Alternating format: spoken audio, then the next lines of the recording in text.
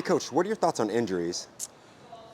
Okay, so injuries are inevitable in combat sports and training, or anything really. If you're doing snowboarding, skiing, you are going to get injured.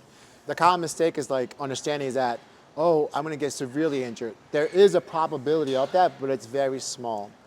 Let's take a step back and ask yourself, why did you get on the mats? Is to learn a skill, a very difficult skill. And to be honestly, there is a debt to pay to learn the skill. Now, we have to distinguish either if you're injured, if you're hurt, or is it just your ego? Oftentimes, you are going to get injured, but they're going to be smaller injuries. And it could be like a knee or like an elbow or a shoulder kind of feels tight or neck a little bit sore. Those things are very, very common. However, if you have a concussion or you have a tore calf muscle or something like that, that is an injury. Okay, that is part of the process of growing.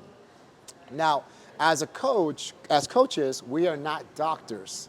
So we can't tell our students to be like, you should do this and do that. Unless you have real training and degrees of being a medical doctor, or physical therapist, or whatever, ideally as coaches, we should not be diagnosing them and we should not be trying to tell them exactly what to do. We can recommend and suggest some things or have resources to be like, hey, go to my PT or go to my person. They'll give you more information. But oftentimes as a beginner student, when you get injured, you're like, is this worth it?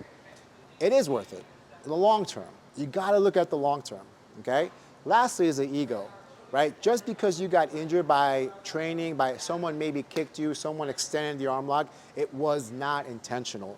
If you're in an academy that's somewhat positive and growing in a good positive space, then most of the time the injury was, the person that did that was not intentional. Oftentimes injuries happen just because of lack of stuff that are out of control. So if you do get injured, don't take it personal. Look for professional help. Talk to your coach. Give them some insight.